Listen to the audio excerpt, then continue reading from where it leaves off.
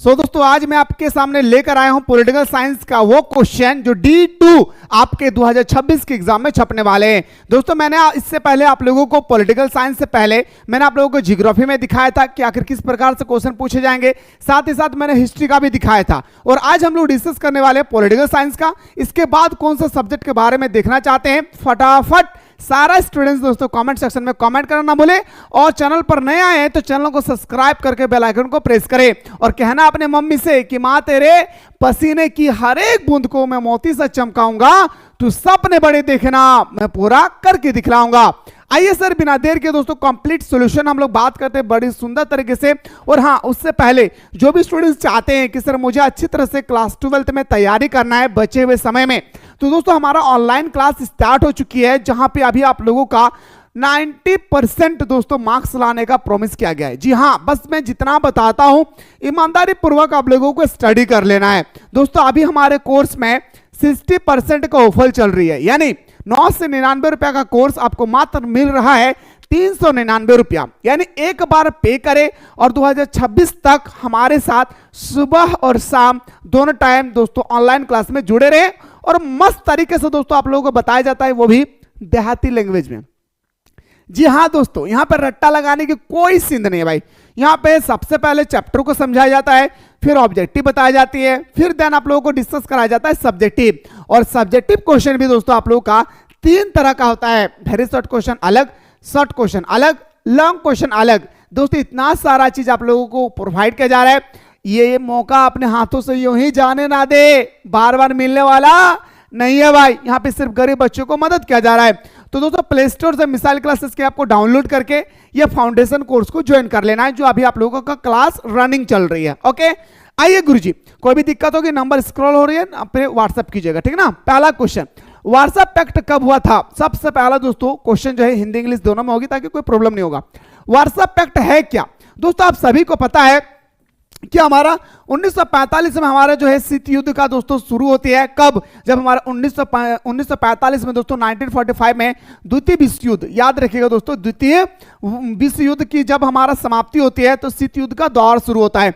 और दूसरे विश्व युद्ध में पूरी दुनिया का देश इस तरह दोस्तों चरमरा चुकी थी कि कोई देश फिर उठ के खड़े होना ताकत नहीं था। लेकिन दोस्तों उसी समय पूरी दुनिया में 2 देश ताकतवर बनकर उभर कर आए। एक देश का नाम था सोवियत संघ और एक देश का नाम था अमेरिका।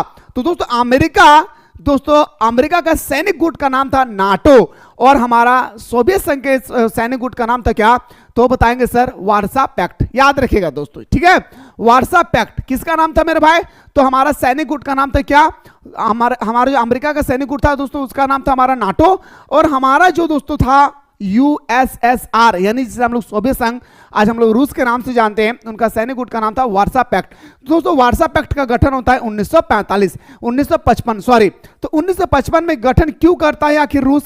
यानी रूस हमारा 1955 में क्यों गठन करता है दोस्तों वार्सा पैक्ट? क्योंकि दोस्तों सबसे पहला जब हमारा देश, जब पूरे दुनिया का देश दोस्तों पूरी तरह से चरमरा चुकी थी, उस समय जब उभर कर अमेरिका सामने आए तो अमेरिका ने पहला एक गुट बनाया मेरे भाई, क्या? नाटो। सैनिक गुट का नाम था, या भाई याद रखिए क्या है भाई? सैनिक गुट। इस सैनिक गुट का नाम था दोस्तों क्या? North Atlantic Treaty Organization. North Atlantic Treaty Organization जब भी पढ़ेंगे पोस्टमार्टम के माध्यम से पढ़ेंगे, एक भी क्वेश्चन नहीं छूटना चाहिए दोस्तों, याद रखिएगा। 30 का वादा है, दिला के रहेंगे। आइए गुरुजी, सबसे पहले आते हैं सर नाटो की स्थापना। आखिर दोस्तों नाटो की स्थापना होता है 4 अप्रैल 1949 को। जब दोस्तों 4 अप्रैल 1949 को नाटो की स्थापना होती है अमेरिका के द्वारा, तब रूस कहता है हमें भी एक सैनिक गुट बनाना होगा। तब रूस ने दोस्तों 1955 में वार्सा पैक्ट की नींव डाली। ये भी हमारा एक सैनिक गुट था, किसका? रूस का, ठीक है।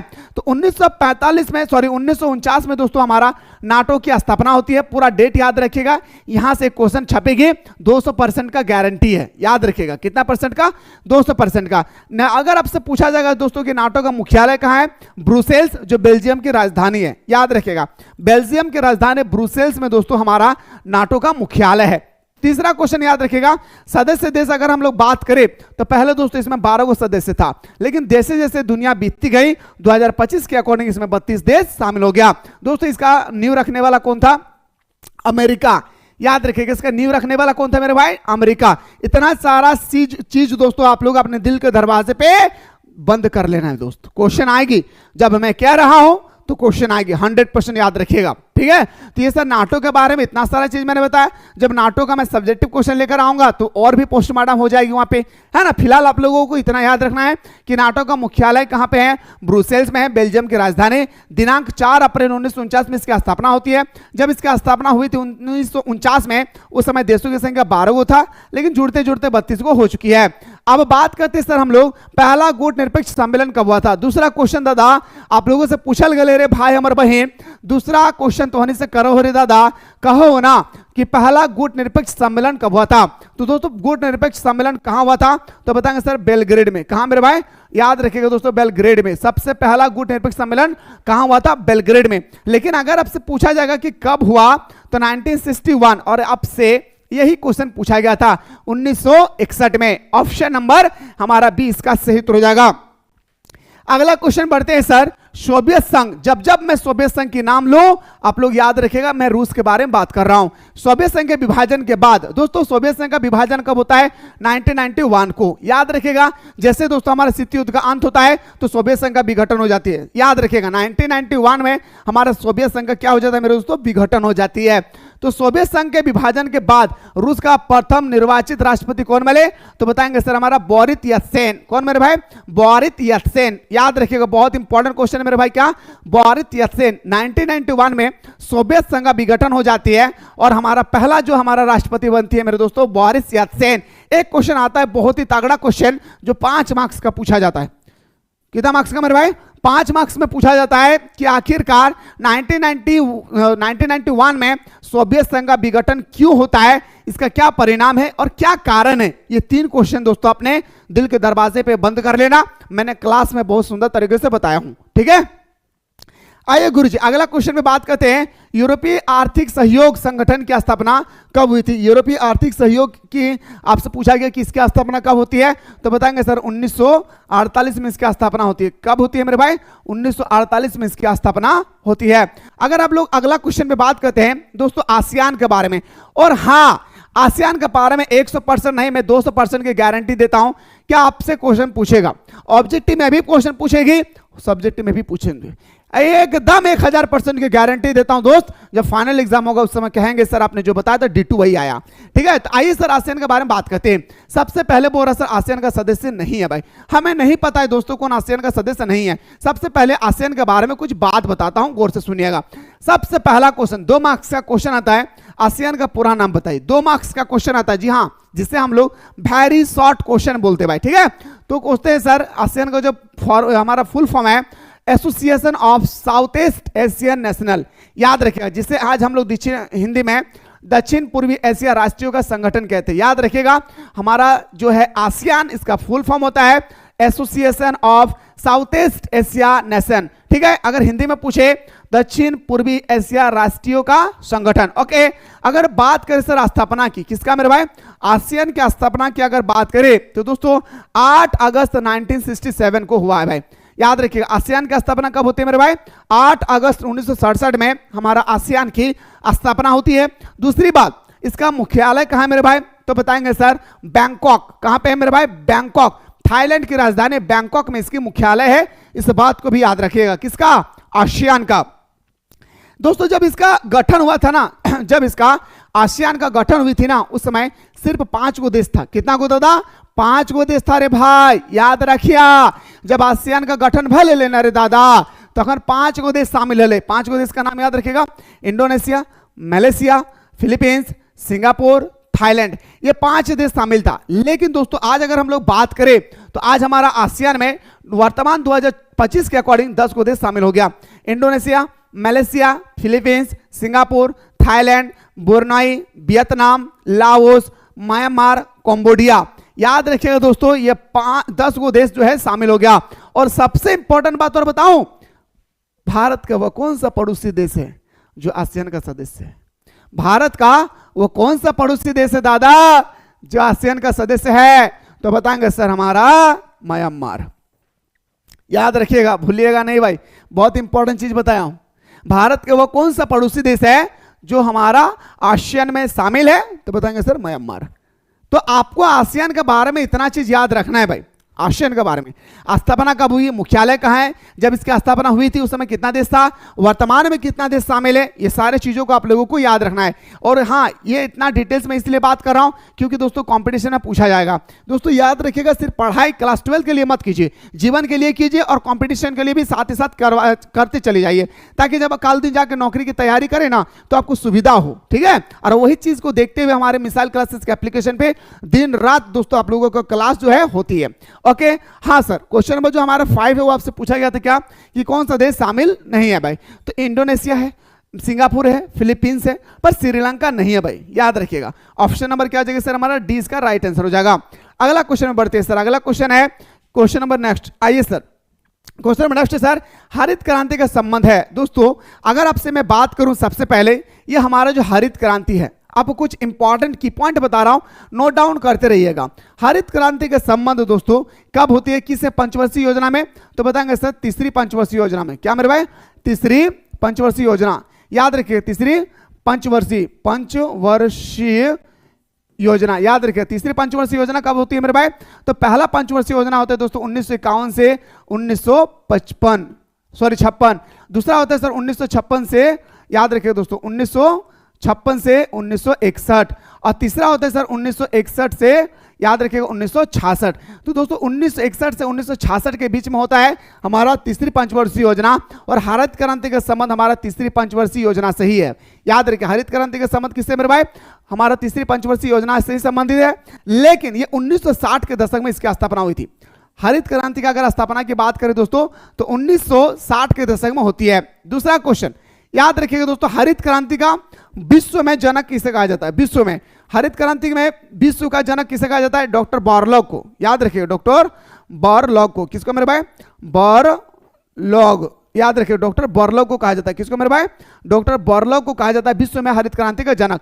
लेकिन यहां तो विश्व में हरित क्रांति का जनक दिया ही नहीं है भाई, इसका नाम ही नहीं है। तो भारत में अगर आपसे पूछा जाएगा कि बताइए सर भारत में हरित क्रांति के जनक किसे कहा जाता है, डॉक्टर स्वामीनाथन। क्या मेरे भाई, डॉक्टर स्वामीनाथन, याद रखिए क्या बताएंगे सर, डॉक्टर स्वामीनाथन। अब क्वेश्चन आता है सर ये हरित क्रांति आखिर है क्या।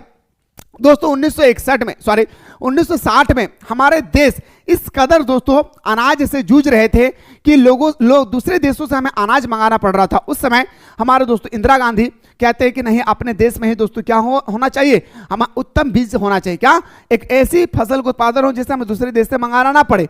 तो उस स्थिति में दोस्तों सबसे पहले हमारा गेहूं पर जोर दिया गया। याद रखिएगा फसल का नाम पूछा जाता है किस पर सर, गेहूं, और दूसरा क्या था सर हमारा चावल। दोस्तों पूछा जाता है कि हरित क्रांति के संबंध, जी हाँ हरित क्रांति का संबंध किस देश से होता है, सॉरी हरित क्रांति का संबंध किस राज्य से होता है, तो बताएंगे सर हरियाणा, हरियाणा, याद रखिए हरियाणा और पंजाब, हरियाणा और पंजाब। इतना सारा क्वेश्चन मेरे भाई अपने दिल के दरवाजे पे बंद कर लीजिए, क्वेश्चन छपेगा मेरे दोस्त, हर हाल में क्वेश्चन छपेगा।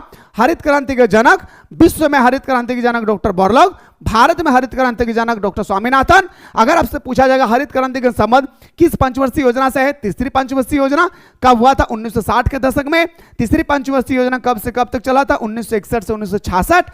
और अगला क्वेश्चन याद रखिएगा दोस्तों कि हमारा अगर आपसे पूछा जाएगा हरित क्रांति में कौन सा फसल को, कौन सा अनाज को सबसे ज्यादा महत्व दिया गया, तो हमारा चावल, सॉरी गेहूं को, बाद में जाके चावल को। अगर आपसे पूछा जाएगा कौन सा राज्य से संबंधित है, तो हरियाणा पंजाब। ओके, कोई दिक्कत नहीं है दादा। और हाँ अगर आप चाहते हैं सर, ये तो मैं टेलर दे रहा हूं, अगर आप लोग चाहते हैं सर मुझे मूवी देखना है तो आप लोगों को दोस्तों प्ले स्टोर से मिसाइल क्लासेस के आपको डाउनलोड कर लेना है, और डाउनलोड करने के बाद आपके सामने दोस्तों कोर्स अवेलेबल है, फाउंडेशन कोर्स अवेलेबल है। फटाफट जाकर के दोस्तों आप लोग प्ले स्टोर से मिसाइल क्लासेस के आपको डाउनलोड करके ये फाउंडेशन कोर्स को ज्वाइन कर लिया। तोनी दादा रे, तोहनी के खातिर पता हो यहां पे मात्र तोहनी के 400 रुपया में ना पूरा साल भर पढ़ाई जी तो रे दादा। और बताओ बात सुनिए, तोहनी सुबह शाम दोनों टाइम क्लास होगा, सुबह शाम दोनों टाइम क्लास होगा दोस्तों, वो भी मजेदार तरीके से बच्चों की तरह क्लास में समझाया जाता है। हर दिन 2 घंटा का क्लास होती है, सुबह को 1 घंटा, शाम को 1 घंटा, प्रत्येक दिन 2 घंटा क्लास होती है दोस्तों। याद रखिएगा इतना सुंदर तरीके से बताया जाता है, आपको यकीन नहीं आएगी कि हमें 400 रुपया में इतना सुंदर कैसे पढ़ाया जा सकता है। ठीक है, बाकी मेरे दोस्तों आप लोग फटाफट जाकर के ज्वाइन कर ले। ज्वाइन करने में कोई दिक्कत होगी, नंबर स्क्रॉल हो रही है, इस नंबर पे आप लोग व्हाट्सएप कीजिएगा। अगला क्वेश्चन पे आते हैं सर, क्वेश्चन नेक्स्ट, राष्ट्र निर्माण की चुनौती क्या थी? तो पता है मेरे दोस्तों, जब हमारे 1947 में हमारा देश आजाद हो गया था, तो महात्मा गांधी सोचने लगा, अरे इतना बड़ा देश, इतना बड़ा देश, इतने बड़े देश, अलग अलग भाषा, अलग अलग संस्कृति, अलग अलग धर्म के लोग रहते हैं, हम सभी लोगों को एकजुट कैसे करके रखें? हम सभी लोगों को एकजुट करके कैसे रखें? तो दोस्तों सबसे बड़ी चुनौती थी भाषा, क्योंकि दोस्तों तमिलनाडु के लोग तमिल बोलते थे, केरल के लोग मलयालम बोलते थे, बिहार के लोग बिहारी बोलते थे, और दोस्तों हरियाणा के लोग हरियाणी बोलते थे। इस तरह से अलग अलग भाषा वाले लोगों को एक भाषा में एकजुट करके रखना बहुत बड़ी क्या था दोस्तों? याद रखिए चुनौती थी। तो वो जगह हमारा क्या? भाषा। याद रखिए ऑप्शन नंबर हमारा बिल्कुल सही उत्तर हो जाएगा सर ए। आइए गुरुजी क्वेश्चन नंबर 9 में बात करते हैं।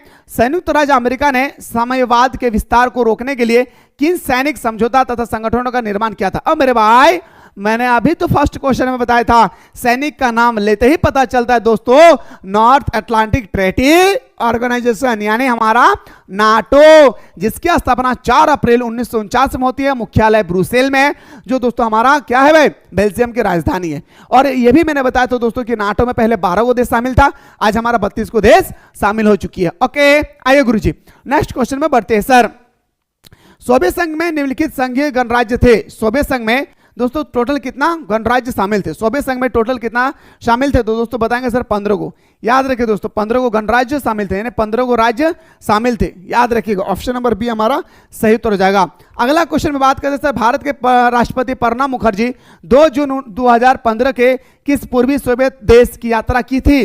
दोस्तों पता है 2 जनवरी मोदी से पहले कौन था हमारे देश का प्रधानमंत्री? प्रणब मुखर्जी। कब? 2015 में। तो प्रणब मुखर्जी दोस्तों जो हमारे देश के प्रधानमंत्री थी, वो आपसे पूछ रहा है किस देश का दौरा किया था? ताजिकिस्तान। किसका मेरे भाई? ताजिकिस्तान। अगला 1969 में कांग्रेस के विभाजन के समय उसका अध्यक्ष कौन थे? दोस्तों 1959 में कांग्रेस का विभाजन हो जाता है। अब कांग्रेस का विभाजन 1959 में क्यों होता है? यह 5 मार्क्स का क्वेश्चन रहता है, 1-2 मार्क्स का नहीं मेरे भाई, 5 मार्क्स का क्वेश्चन पूछा जाता है मेरे शेर सैनियों, याद रखिएगा। तो बताएंगे सर ये समय उसका अध्यक्ष जो था टूटने के समय के कामराज था मेरे। क्या था? के कामराज। और के कामराज के बारे में विस्तार पूर्वक हम लोगों को पढ़ना भी है। क्या? के कामराज के बारे में विस्तार पूर्वक पढ़ाई भी करना है, इस बात को भी याद रखना है दोस्तों। अगला क्वेश्चन में बताते हैं सर, आपातकाल की ज्यादतियों की जांच करने के लिए निम्न में से कौन से आयोग की गठित की गई थी? सबसे पहले हमें पता होना चाहिए दोस्तों इमरजेंसी टाइम है क्या। दोस्तों इमरजेंसी टाइम के बारे में आपके सामने बहुत ही सुंदर तरीके से डिटेल्स में बात करने वाला हूं। आखिरकार भारत में 3 प्रकार का अनुच्छेद बताएगा, 352, 356, 360। ये तीनों प्रकार का दोस्तों हमारा आपातकालीन है। दोस्तों आपातकाल की स्थिति क्यों लगाया जाता है? सबसे पहला दोस्तों क्वेश्चन यही आता है। तो दोस्तों जब हमारे देश में युद्ध की स्थिति उत्पन्न हो जाती है या तो कोई देश बाहरी आक्रमण करती है, उस समय दोस्तों हमारे देश में आपातकाल की स्थिति लगाना मजबूरी हो जाती है। ठीक है, आपातकाल के दौरान दोस्तों जो राज्य की जो शक्तियां होती है ना, वो केंद्र के पास चले जाते हैं। यानी अगर आपातकाल लग गया हमारे देश में, तो हमारा जो मुख्यमंत्री है हेमंत सोरेन, ये अपने मैया सम्मान योजना तो दूर की बात, जितने सारी योजनाएं बनाए हैं सब बंद। इसका डायरेक्ट दोस्तों कनेक्टिविटी होगा मोदी सरकार से। इससे बोलते सर आपातकालीन। यानी राज्य सरकार के समय राज्य सरकार के पास जितनी सारी शक्तियां हैं ये सारे केंद्र के पास चले जाते हैं। और दादा रे सबसे इंपॉर्टेंट क्वेश्चन पूछा जाता है कि आपातकाल के समय कौन सा अनुच्छेद को निलंबित नहीं किया जाता है? दोस्तों आप सभी को पता है कि भारत के संविधान में 395 प्लस अनुच्छेद है। क्या? 395 प्लस अनुच्छेद है। और दोस्तों इनमें से 2 का अनुच्छेद एक ऐसी अनुच्छेद है जो दोस्तों याद रखिएगा, हमारा देश में युद्ध हो जाए, हमारे देश में आपातकाल लागू हो जाए, फिर भी वो 2 अनुच्छेद को हटाया नहीं जाता है।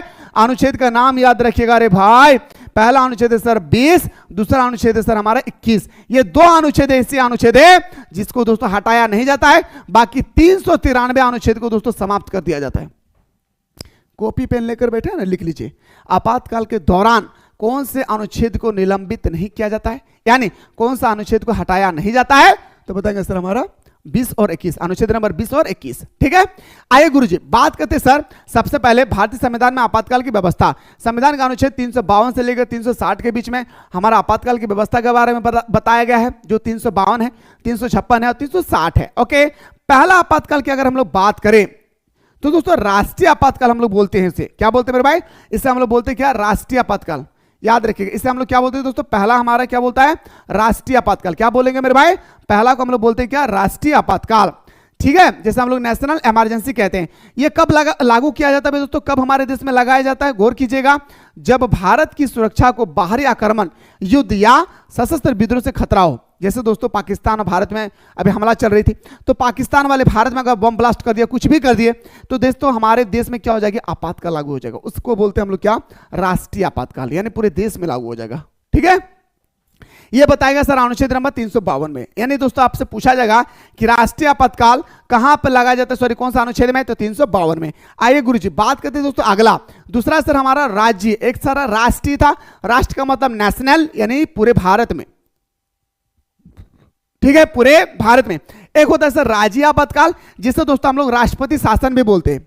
राज्य के आपातकाल को दोस्तों हम लोग कभी कभी राष्ट्रपति शासन भी बोलते हैं, और ज्यादातर दोस्तों लोग इसे राष्ट्रपति शासन ही कहते हैं, ज्यादातर लोग इसे राष्ट्रपति शासन ही कहते हैं। तो दोस्तों याद रखिए अनुच्छेद नंबर 356 में हमारा राष्ट्रपति शासन के बारे में बात किया गया है। याद रखिएगा, जब किसी राज्य की सरकार संविधान के अनुसार नहीं चल पाता है, जैसे दोस्तों मोदी सरकार ने, सॉरी हमारा राज्य सरकार जो हमारा हेमंत सरकार है, वो हेमंत सरकार अगर संविधान को उल्लंघन करे और संविधान के दायरे पे नहीं चले, तो उस राज्य में यानी हमारे झारखंड में दोस्तों क्या लागू हो जाएगा, राष्ट्रपति शासन। हां, क्या लागू हो जाएगा, राष्ट्रपति शासन।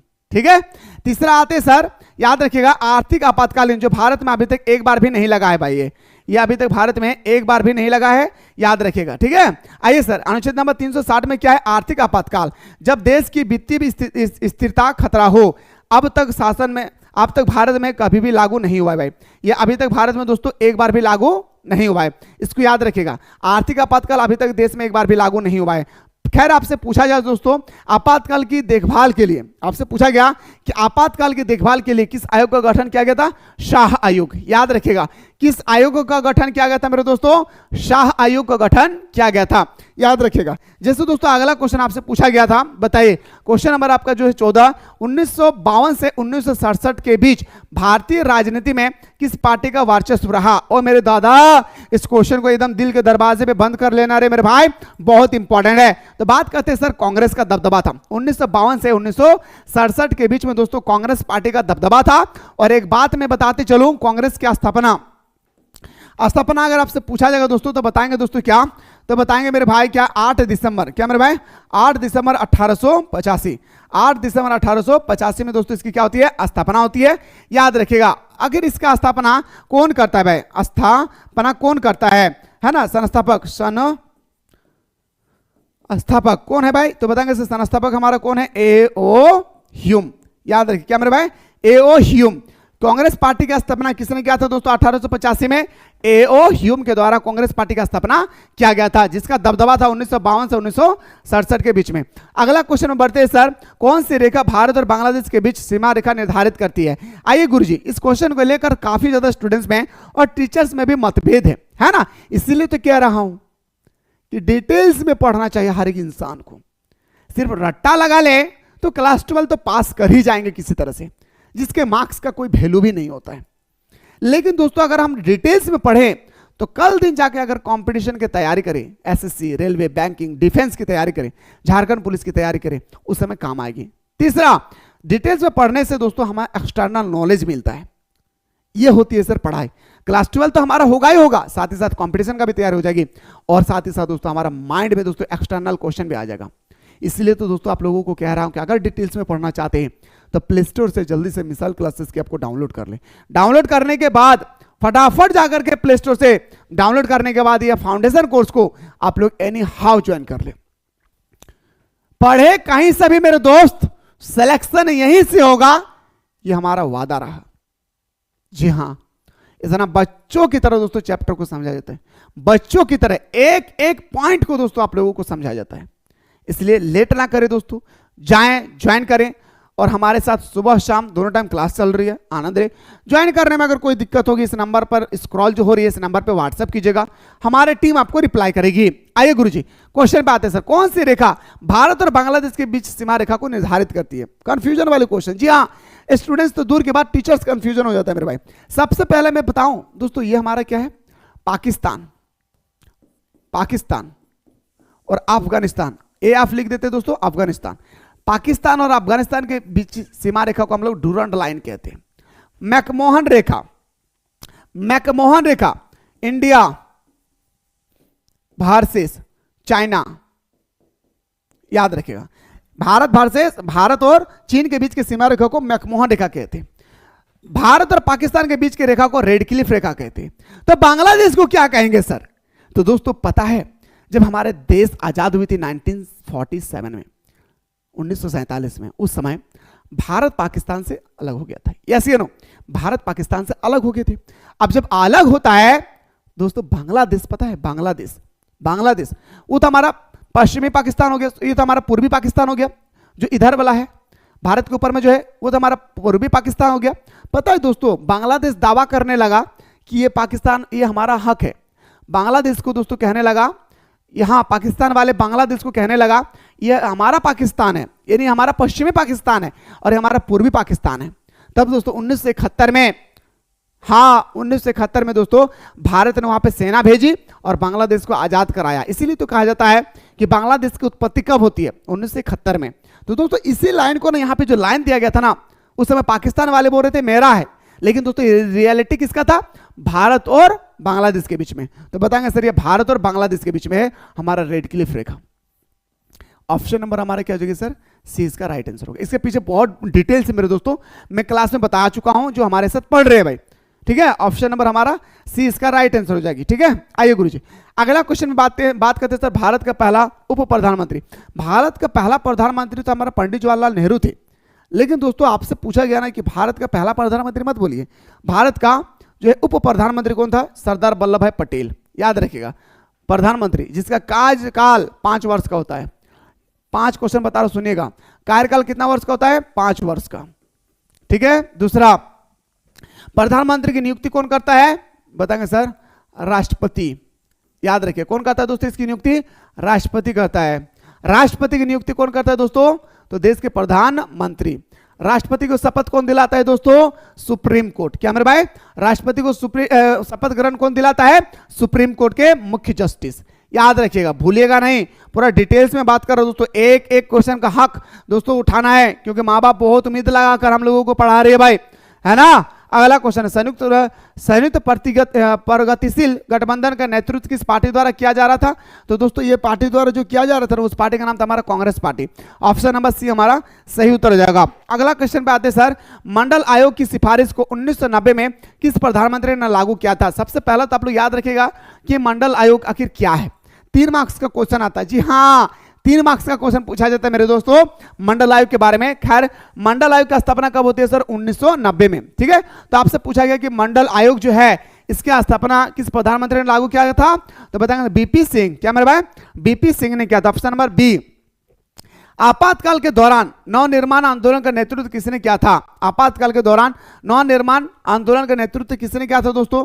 तो ये करने वाला था दोस्तों हमारा कौन? जयप्रकाश नारायण, जो कहां के रहने वाले मेरे भाई? याद रखिए दोस्तों, बिहार में भी उन्होंने एक आंदोलन छेड़ा था भाई, है ना, छात्र आंदोलन। अगला क्वेश्चन में बात करते हैं सर, क्वेश्चन नंबर नेक्स्ट है, नीति आयोग का पदेनाध्यक्ष कौन होता है? दोस्तों सबसे पहला मैं आप लोगों को बताना चाहूंगा, गौर से सुनिएगा दोस्तों। पता है मेरे भाई, ये जो नीति आयोग है ना, मोदी ने इसका नाम चेंज कर दिया। पहले इसका नाम था योजना आयोग, योजना आयोग, हाँ इसका नाम था पहले क्या? योजना आयोग। मोदी आया और नाम चेंज कर दिया, लेकिन कुछ तरक्की नहीं कर पाया। अब आते हैं सर, योजना आयोग का गठन पहले कब हुआ था? 1950 में। इसका दोस्तों जो अध्यक्ष होता है वो कौन होता है? देश के प्रधानमंत्री, हाँ देश के प्रधानमंत्री। अब मोदी ने दोस्तों इसका नाम चेंज कर क्या रख दिया भाई? नीति आयोग। क्या नाम रख दिया मेरे भाई? नीति आयोग। अब नीति आयोग की जो स्थापना होती है 1 जनवरी, क्या मेरे भाई? 1 जनवरी 2014 को दोस्तों, 14 या 15 याद नहीं आ रहा एग्जैक्ट, देख लीजिएगा मेरे भाई, 2014 या 15 जो भी हो देख लीजिएगा। 14-15 में दोस्तों क्या होता है? याद रखिएगा, इसका नाम रख देता है दोस्तों, योजना आयोग का नाम बदल करके नीति आयोग। और दोस्तों 1 जनवरी 2015 में, 15 होता है कंफर्म, 15 में 1 जनवरी 2015 में दोस्तों इसका नाम रखा नीति आयोग। और इसका भी जो अध्यक्ष होता है ना देश का दोस्तों, हमारा प्राइम मिनिस्टर ही होता है, पीएम ही होता है। इसका याद रखिएगा, ठीक है। बहुत इंपॉर्टेंट चीज है मेरे भाई नीति आयोग के बारे में। और 300% की गारंटी, 100-200 नहीं, 300% की गारंटी है कि ये क्वेश्चन आपके फाइनल एग्जाम में छपेगी कि नीति आयोग का नाम पहले क्या था, नीति आयोग की स्थापना कब हुई, नीति आयोग का अध्यक्ष कौन होता है, याद रखिएगा ये क्वेश्चन आपके पेपर में छपेगी। ठीक है, आइए गुरुजी अगला क्वेश्चन। दोस्तों मैं आप लोगों का अगला क्वेश्चन अगला वीडियो में बताने के पूरे प्रयास करूंगा। यहीं पे हमारा आज क्लास विराम करते हैं, अगला वीडियो में दोस्तों यहीं से स्टार्ट करेंगे, वो भी सब्जेक्टिव क्वेश्चन के साथ। अगर आप लोग अच्छा लगे तो कमेंट सेक्शन में जरूर बताएंगे सर आप जो चीज कुछ भी बताते हैं वो सारा चीज हम लोगों को समझ में आता है। बाकी आपके सामने कोर्स अवेलेबल है, प्ले स्टोर से मिसाइल क्लासेस से ऐप को डाउनलोड करके ज्वाइन कर ले। कोई दिक्कत होगी नंबर स्क्रॉल हो रही है, इस नंबर पर व्हाट्सअप कीजिएगा, हमारी टीम आपको रिप्लाई करेगी। मुलाकात करता हूं दोस्तों नेक्स्ट वीडियो में।